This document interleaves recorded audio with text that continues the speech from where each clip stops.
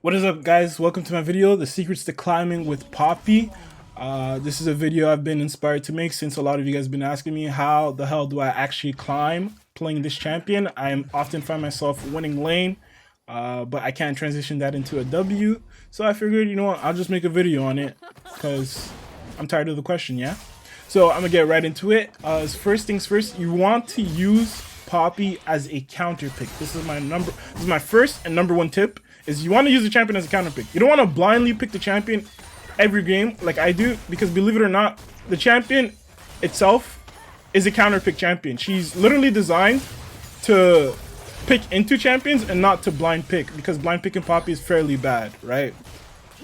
I say this because if you get the counter pick with this champion, you should 100% win lane in these matchups to be able to hard snowball and transition your lead into other lanes. Learning your matchups to the T will enable you to hard win lane as Poppy, as she is a very unforgiving champion who excels at punishing enemy mistakes. Right? So examples of where you should pick Poppy is like into Jax, Riven, Urgot, Wukong, as a few popular top laners that you do counter. And that if you do learn the matchups, we should just be winning them 100%.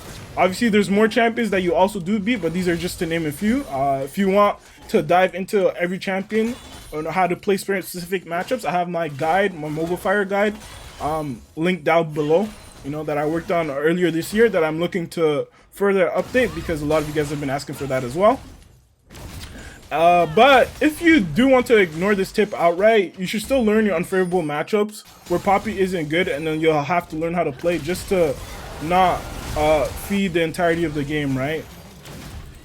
So the next tip that I could give you for Poppy is making efficient use of teleport. So this is actually just a general top lane tip and not even just with Poppy, but it's still relevant to Poppy because as a top laner playing Poppy, you're going to be taking teleport.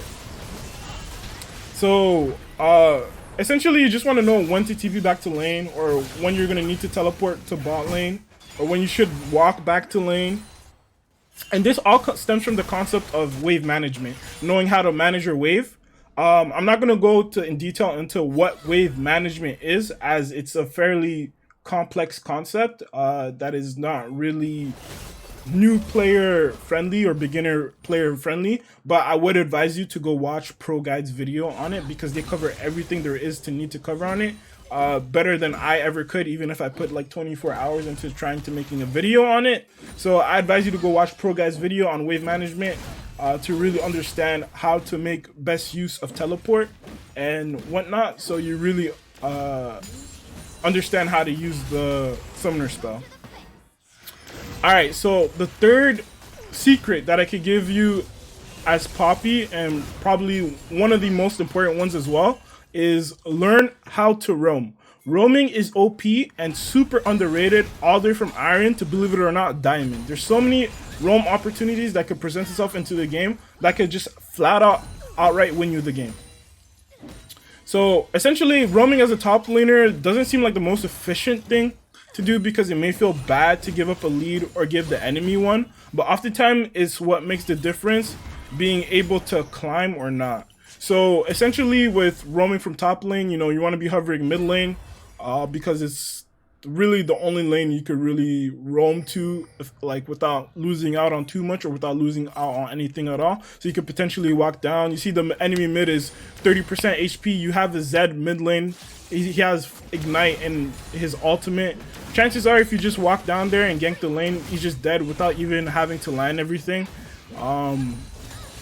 So yeah, it's just being on the lookout for those specific opportunities.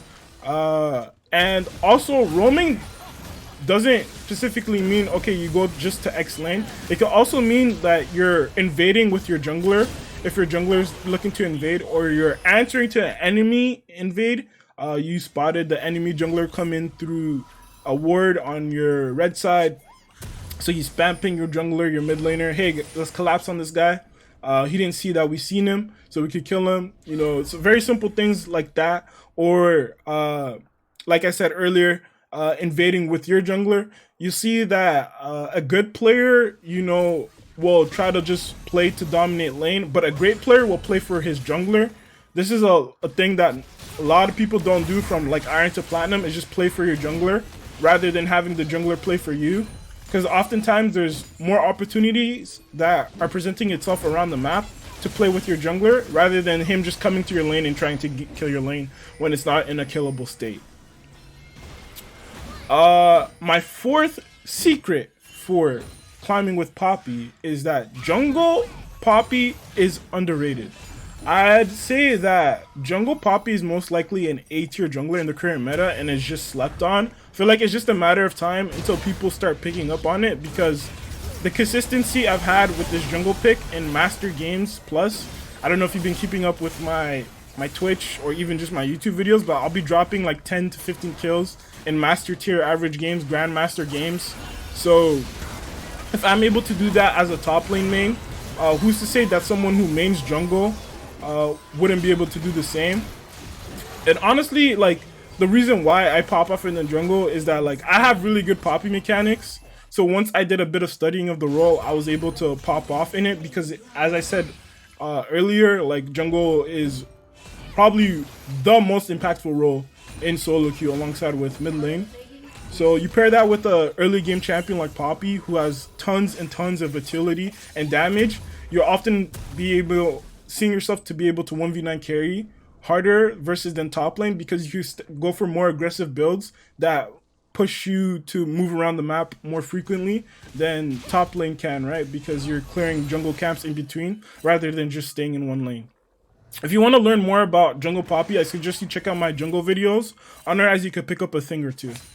And lastly, my fifth secret for climbing when playing Poppy is that if you're playing Poppy top, permaban DAIRUS. If you're playing Poppy jungle, permaban OLAF.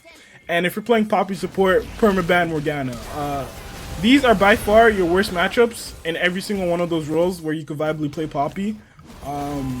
She does have also other bad matchups, but based on popularity and how often you play these roles, I'd advise you to ban these champions, because these champions are like DAIRUS, for example, has a 40% ban rate in solo queue, just because of how oppressive he is. But it also hurts that he is legitimately probably your worst matchup in the top lane. You see on my channel, like, I never have a video against DAIRUS. It's because I just permaban him. I'll be sure to make a video eventually on the champion once I feel like the matchup was more playable, but for now I just permaban him. Alright guys, those are my secrets to climbing playing Poppy. I hope you enjoyed the video. Be sure to like, comment, and subscribe. Check out my Twitch, my Twitter, my Discord if you want to join. We could chop it up, talk about Poppy. It is what it is. Thank you guys for watching. I'm out. Peace.